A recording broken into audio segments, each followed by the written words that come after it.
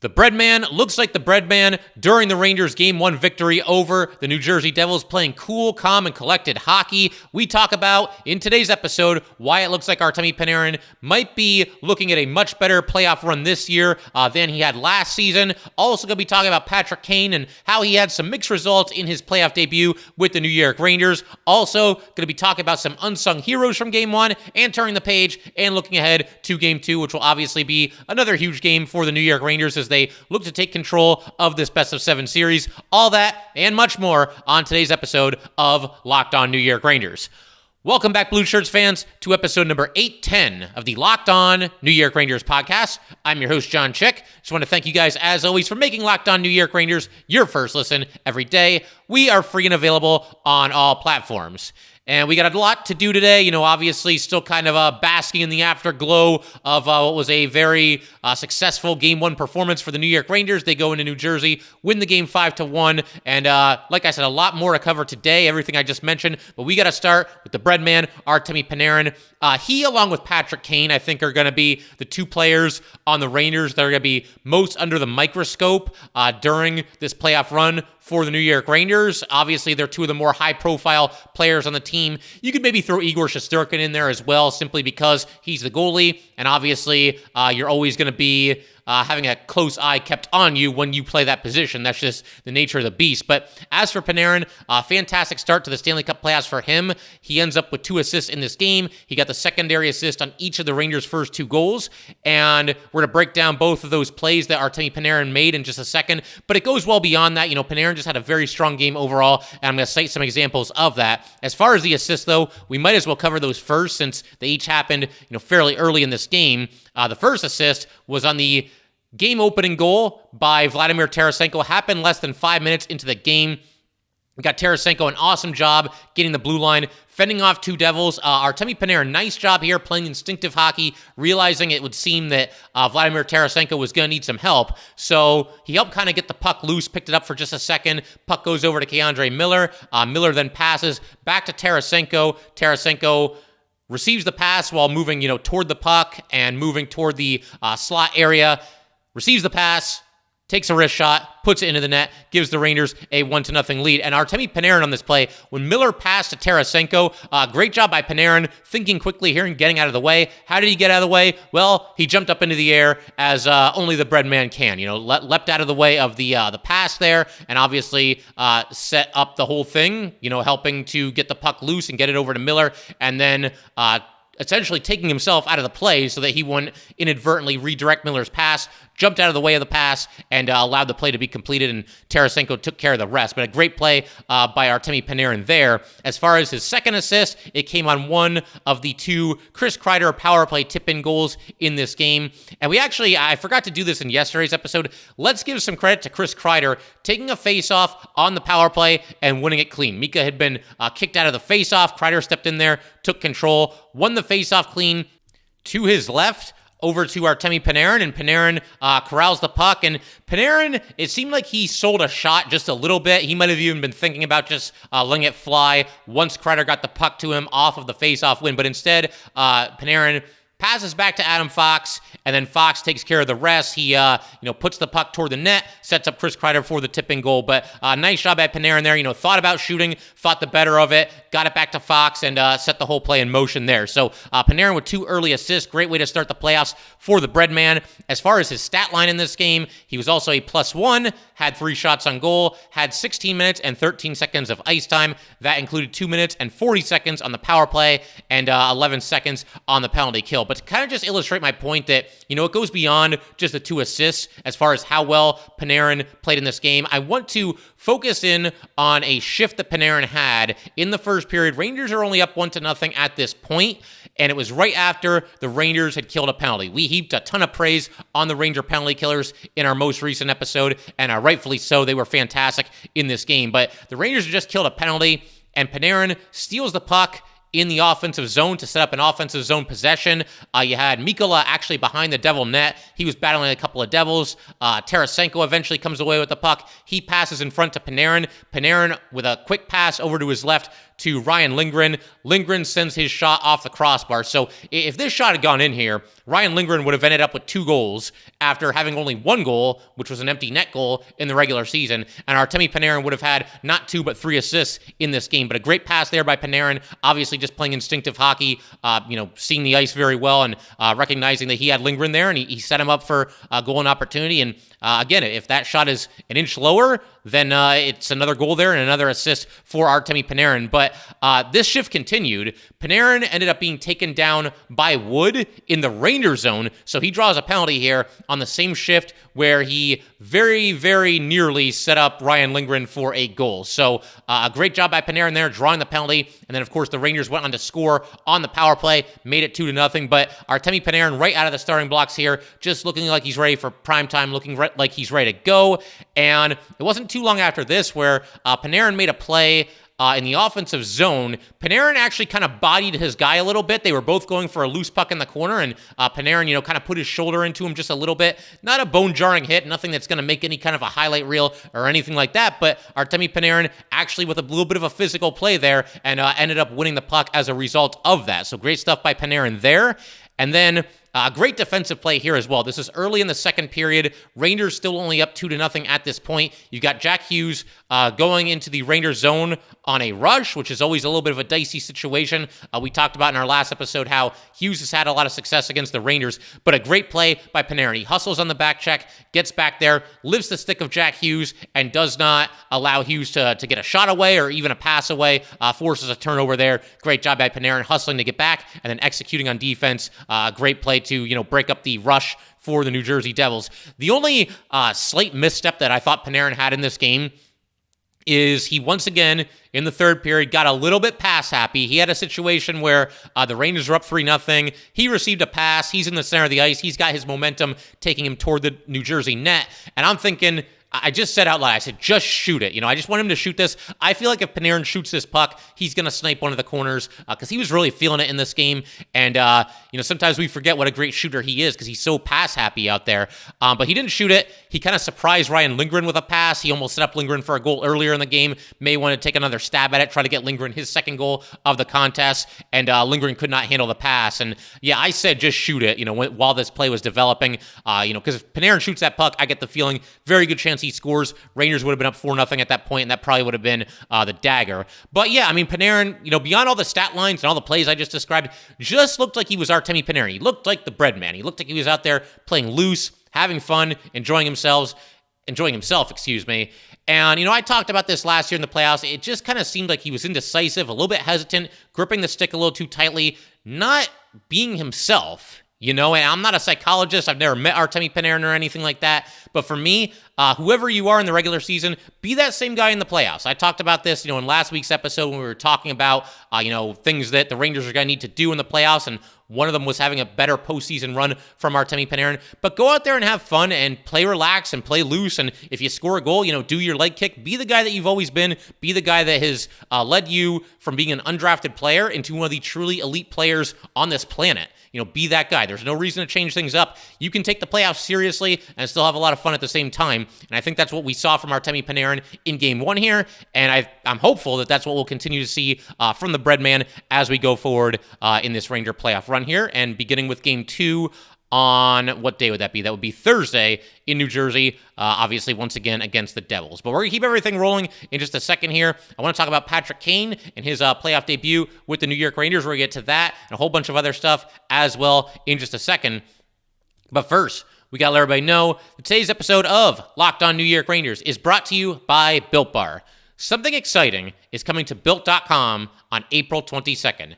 I don't have all of the details yet, but the excitement is real, and it's something you won't want to miss. If you know how Built works, they have the most incredible protein bars in the world, and they do these amazing flavor drops with unreal flavors in limited quantity.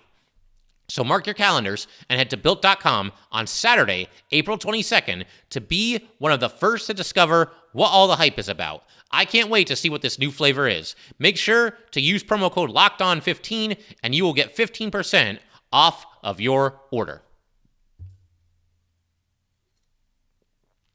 All right, we just want to thank everybody, as usual, for making Locked On New York Rangers your first listen every day. We are free and available on all platforms. And for the everydayers out there, in our next episode, where we're going to be talking about what else, the result of Game 2 between the Rangers and Devils, and hopefully the Rangers can pretty much just pick up where they left off at the end of Game 1.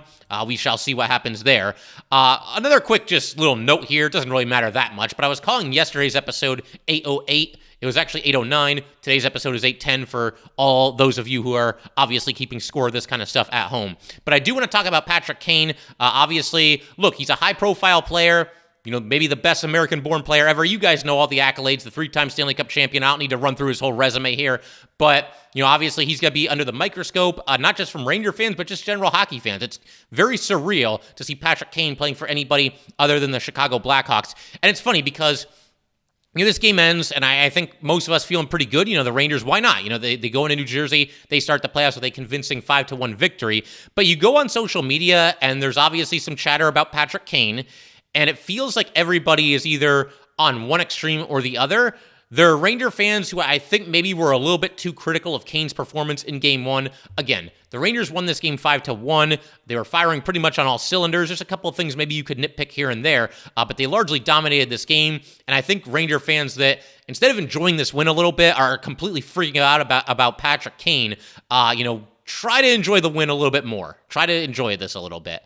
But then you've got the other group, and it's the polar opposite. It's the fans that anytime anybody says anything that can be perceived as a critique of Patrick Kane or anything he did on the ice, you know, it feels like there's certain fans, not every Ranger fan, but there's certain Ranger fans that just see it as, you know, way overboard, and no, you're not allowed to say anything bad about Kane no matter what, and you know, just enjoy this win. Look, I think there's a happy medium here. I think we can enjoy the fact that the Rangers won 5-1. I think it's also fair game to, you know, offer some critiques of Patrick Kane and how he performed in this game. Again, it's his first playoff game as a Ranger. You're getting somebody who's going to go down as one of the all-time greats. So we're going to do our best here, take a very level-headed approach at Patrick Kane's playoff debut for the New York Rangers. Again, very high-profile player, always going to be under the microscope a little bit. As I said at the top of the show, I think him and Panarin are going to be watched closer than any other two Rangers on this team.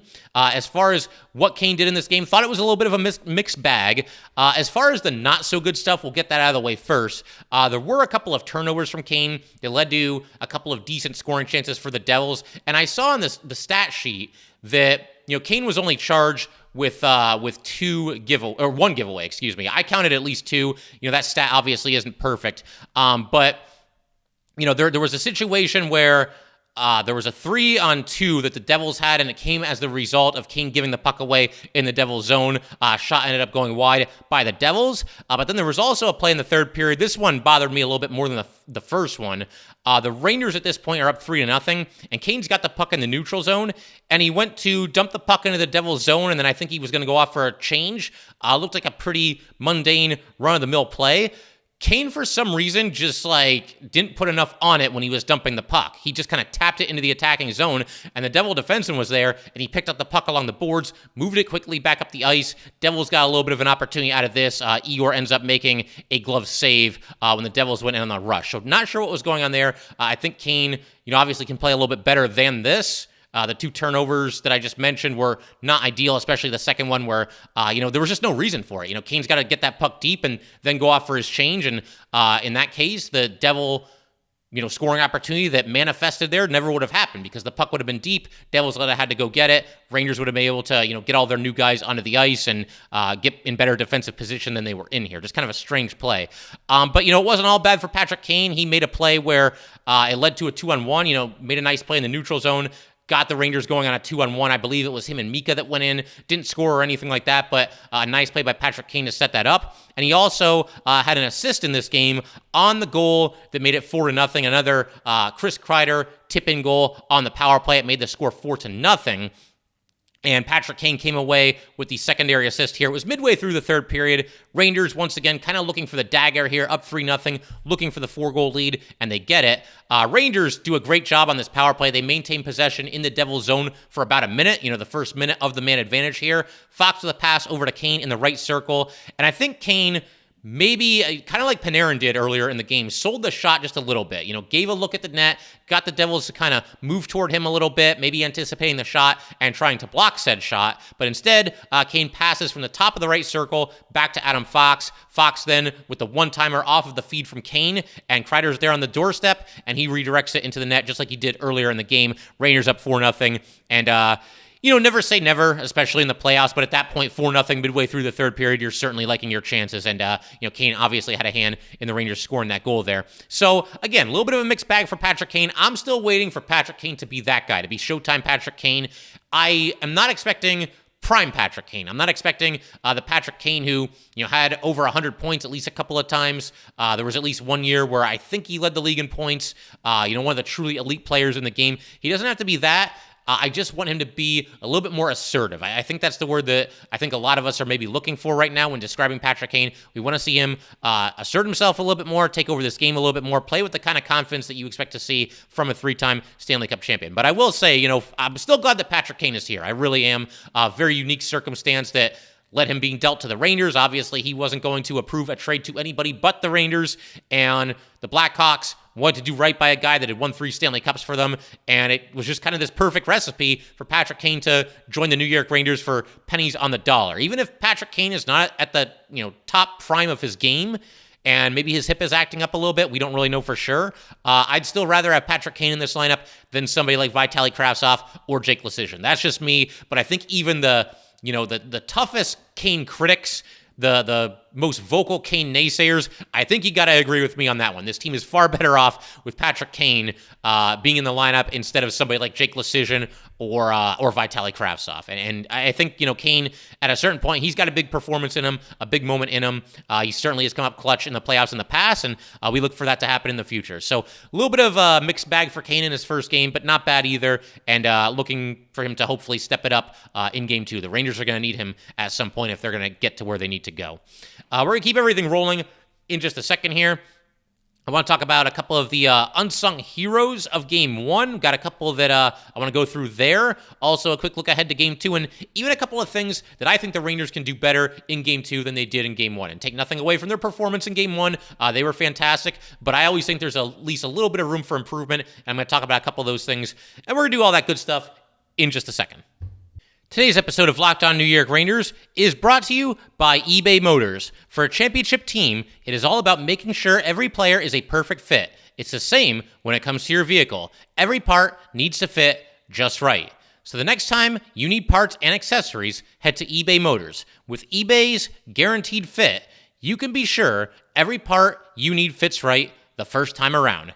Just add your ride to My Garage and look for the green check to know the part will fit, or your money back. Because just like in sports, confidence is the name of the game when you shop on eBay Motors. And with over 122 million parts to choose from, you'll be back in the game in no time. After all, it's easy to bring home a win when the right parts are guaranteed. Get the right parts, the right fit, and the right prices on ebaymotors.com. Let's ride. Eligible items only. Exclusions apply. All right, so unsung heroes of Game 1. This is something that we do every so often in the regular season. Maybe there's a couple of days between Ranger games and, they've been playing well recently, and I take a look at some of the unsung heroes or some of the under-the-radar plays. It's one of those things, I should honestly probably do it more often. It's an enjoyable segment, and yeah, always good to give credit where it's due, even if it's to players that aren't necessarily the headline grabbers. But I want to start, as far as unsung heroes, with the fourth line, and specifically Barclay Goodrow. I thought Goodrow was absolutely fantastic in this game. He's somebody that's just built for playoff hockey. The Rangers almost scored, the fourth line that is, when VZ passed out of the corner to Tyler Mott. Mott had a great chance on the doorstep. He was all alone there, kind of snuck in the back door a little bit. The save was made and they did not score. But it just kind of reminds you that the Ranger fourth line, no points in this game. They're not going to be an offensive juggernaut. all three of those guys are capable of doing something offensively to help the New York Rangers. And it's such a stark contrast from earlier in the season. And I'm not picking on any of these players, but we saw guys like Ryan Reeves, Dryden Hunt, Sammy Blais, Jake Lecision, Johnny Brodzinski play in the Ranger lineup on the fourth line, and in some cases above the fourth line. Kravtsov as well. When somebody like Goodrow or VZ or Mott scores, it's not a surprise at all. That whole other group of players that I just mentioned, you're pretty surprised when they get on the score sheet. And it's just such a stark contrast to where the Rangers were earlier in the season as it pertains to their depth. Like I said, they're not going to be an offensive juggernaut, but you will eventually get this fourth line doing something offensively in this playoff run. I truly do believe that, and they had a couple of chances in this game to do exactly that. But Barclay Goodrow, what a game he played. He had a couple of clears for the Rangers while they were shorthanded. He ended up with 3 blocked shots. At least a couple of them, if not all 3 of them, occurred while the Rangers were shorthanded, going down to the ice, wearing some slap shots, and preventing scoring chances for the Devils. And, I heaped a lot of praise, like I said, on the Ranger penalty kill in our last episode. Something that I didn't realize is that the Devils did not have a shot on goal in any of their 4 power play opportunities. That is nearly impossible to pull off. The Rangers did it. And obviously, all 3 of those guys that play on the Ranger fourth line, they have a hand in the penalty kill as well. So just a fantastic job by the fourth liners for the Rangers. On top of, everything that I just mentioned, the Ranger fourth line was basically in a night-long wrestling match with the Devils' fourth line. They were tussling with them pretty much every shift that both of those lines were out there. There was a big skirmish behind one of the nets, and you had Severson, standing over Goodrow. Goodrow was down on the ice, and Severson, it looks like, might have even thrown a punch or two. Goodrow got up, and he wanted to fight Severson, and Severson seemed to want no part of it. Goodrow was also, earlier in the game, jawing with Wood before the puck dropped for a face-off. So a lot of extracurriculars from the fourth line. But I got to say, I actually like the fact that none of the Ranger fourth liners, or really anybody on the Rangers for that matter, actually got into a fight, actually dropped the gloves in this game. I guess Goodrow technically did drop the gloves when he was looking to fight Severson, but they didn't actually get into a fight. There were no 5-minute majors. And the reason I like this is because the Rangers, they were up 5-0, or 5-0, yeah. They were up 1-0 5 minutes into this game. They were also up 2-0 just 10 minutes into this game as well. So the Rangers, they had everything working for the most part. They controlled the tempo of this game. And really, if you're Barclay Goodrow or anybody on the fourth line or really anybody on the Rangers, there's not really a whole lot to gain by dropping your gloves and fighting somebody. Now, I do think we'll see a fight before this series ends, maybe more than one, and I think that'll start as soon as the first period of Game 2. But for this game, the way that it was unfolding, the fact that the Rangers took an early lead, the fact that they mostly were in control for the entire 60 minutes here, save for, a decent Devils push, I would say, in the second period, there was no reason to drop the gloves and potentially spark your opponent. There was just no good reason to do it. You had nothing to gain by getting into a fist fight. So I also have to give the Ranger fourth line kudos. In addition to, playing physical hockey and doing all the things that we just talked about, also showing a little bit of restraint, not letting your emotions get the best of you, not getting into a fist fight, and not allowing the Devils a chance to spark themselves when you, like I said, are in total control of the game. There was just nothing to gain by getting into a fight, really at any point in this game. So just a great job by the Ranger fourth line overall. They got decent ice time. VZ only had 9:48. That was a team low for the Rangers. Mott had 11:42. That was the second lowest for the Rangers. Barclay Goodrow had 13:13. But those guys all made the most of their minutes whenever they were out there. And like I said, the fourth line for the Rangers didn't get on the score sheet or anything like that. But Goodrow especially, but really the entire fourth line, unsung heroes of this game for the New York Rangers. I also want to point to another player, in addition to Mott, that the Rangers acquired at the trade deadline. And, he was kind of the other guy of the Tarasenko deal, but that would be Niko Mikkola. I think Mikkola, since he's been a Ranger, has gotten more and more comfortable with their style of play, with Braden Schneider being his defense partner. Mikkola was a little bit shaky the first couple of games. There were times where I thought he was struggling to keep up with the pace of play a little bit that the Rangers play. Him and Schneider had to work to get on the same page, which I think they since have, but a little bit of a shaky start. The first game, Mikkola had 3 penalties called against him, so that was a little bit of an eyebrow raiser, but Mikkola's played very well for the Rangers, and somebody that I think is going to do a nice job in the playoffs as well. His skill set, his size and strength, it all seems to translate to positive things in the Stanley Cup playoffs. He had a couple of fairly big hits in this game. He was credited with 2 hits. They weren't what I would call Trouba-esque hits, but a couple of, good hits in the corner in the Rangers zone that, shook the boards a little bit, shook the glass a little bit. Again, not bone jarring, but, solid hits. He's obviously a big guy. He was involved in at least one of the post-whistle skirmishes and did a nice job. It was in front of the Ranger net, and he did a nice job just kind of tying up his guy and getting him out of there, getting him away from Igor Shesterkin, because the last thing we need is for anybody to, fall on top of Igor during a skirmish or something like that. So a nice job by Mikkola there. I also mentioned this a little bit earlier in today's episode when I was talking about Panarin, but there was an instance where Mikkola was actually behind the Devils' net fighting for the puck, and he had two Devils all over him, and he wouldn't allow the Devils to take the puck away from him. Now, on one hand, I don't want to see too much of Niko Mikkola playing behind the Devils' net. That's not really his strong suit or his forte, but, the odd situation where he has a chance to go in deep, and he knows that somebody's got him covered, at the blue line. He knows that one of the forwards are back there, and they're watching his back. I think it's okay. But it was nice to see him, go in there and win a board battle and keep a play alive. And that actually that was the same shift where Ryan Lindgren put the puck off the crossbar. So Mikkola was just awesome.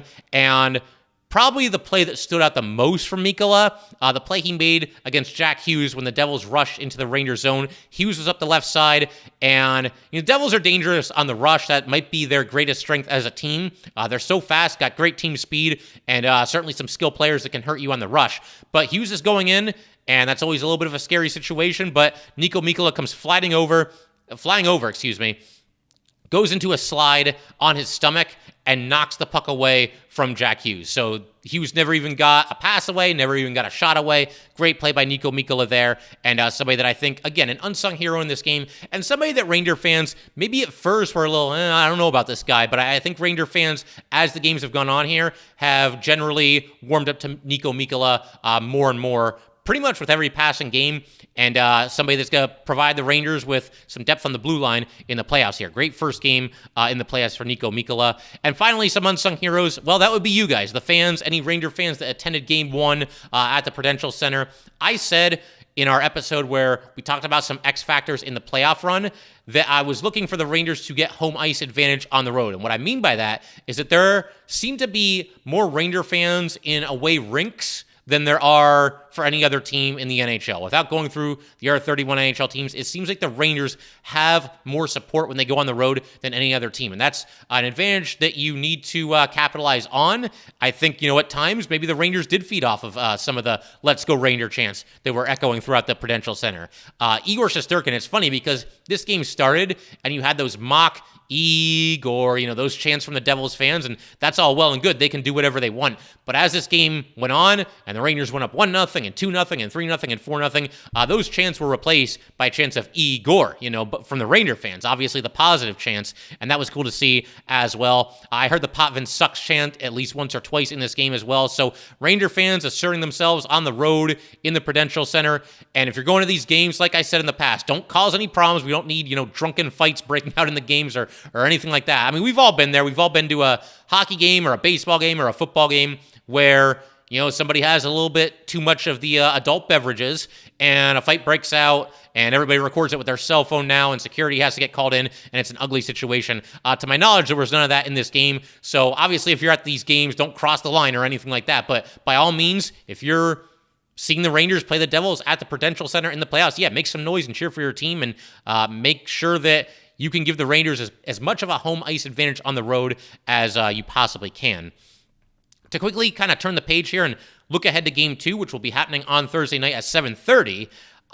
Listen, for the Rangers, just pretty much do what you did in Game 1 here. Get off to a fast start, play physical hockey, be locked into every shift, play a complete 60. I think the Rangers played a complete 60. The Devils got a push every now and then. They got a scoring chance every now and then, but I thought for the most part, the Rangers were mostly in control of this game and obviously led to a win. So just stick with what you do.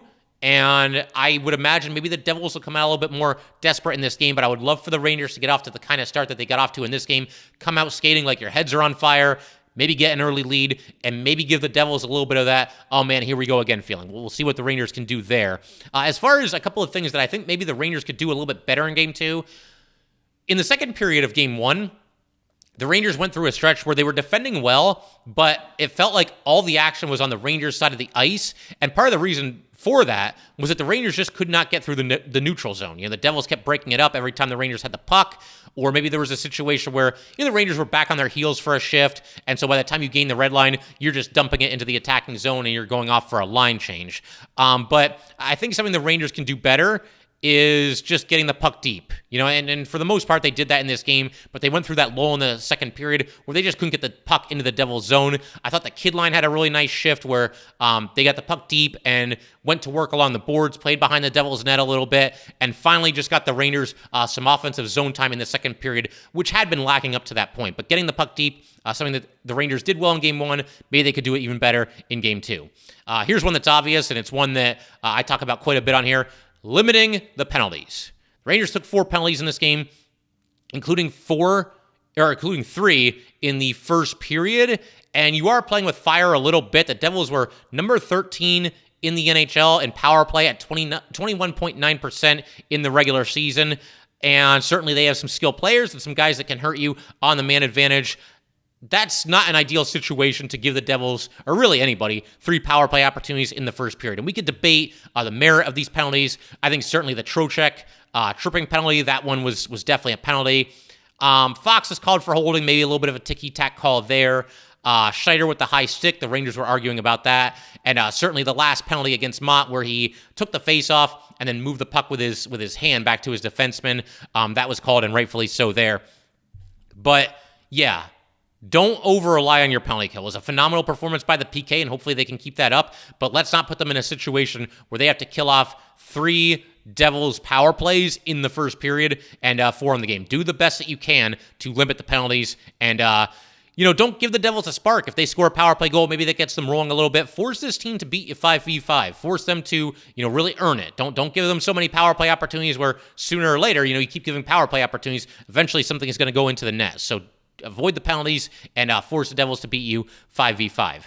One more thing here. I thought the Rangers mostly did well in front of Igor Shesterkin. I thought they played well in front of him. I thought they certainly contested that ice in front of the Ranger net there. There were a couple of situations, though, where the puck was loose in front of the Ranger net, kind of in the crease there. There were a couple of, not skirmishes, but scrambles. That's the word I'm looking for. A couple of scrambles in front of the Ranger net that went on for just a second or a half second too long. I would like to see the Rangers, clear some guys out of there a little bit better than they did at times in this game. For the most part, like I said, they did a good job protecting the front of the net. But a couple of those scrambles just went on for just a little bit too long, and sometimes that's all it takes, man. A half a second, a quarter of a second, that's all it takes for a Devil or whoever you're playing to find a loose puck and put it into the net. So let's get the puck out of there just a little bit quicker in Game 2. For the most part, they were good in this area, but like I said, a couple of instances where the scramble just went on for just a little bit too long, and I'd like to see the Rangers bear down there even more than they did in Game 1. But there's not much to nitpick. Like I said, it was a tremendous performance by the Rangers in Game 1. They had to come out even more desperate, even hungrier in Game 2. The Devils are down 1-0. You got to figure they're going to be looking for a faster start than they certainly had in this game. But like I said, if the Rangers play this brand of Ranger hockey, then this series is going to go well for them. And there's a long way to go. And certainly you got to respect the Devils. 110 points in the regular season. Nobody has ever lucked into a 110-point regular season. But if the Rangers play this brand of hockey, then they should be sitting pretty. So let's hope that they can keep it rolling in Game 2. That will do it for today's episode of Locked On New York Rangers, part of the Locked On Podcast Network, your team every day. In our next episode, once again, we are going to be breaking down everything that happens in Game 2. So, yeah, thanks you guys, as always, for tuning in. If you'd like to get in touch with this podcast, please send an email to lockedonnyrangers@gmail.com. Once again, that is lockedonnyrangers@gmail.com. And definitely give us a follow on Twitter as well, at @LO_NY_Rangers. Once again, that is at @LO_NY_Rangers. And definitely subscribe to the Locked On New York Rangers YouTube channel. Thanks again, guys. I'll see you next time.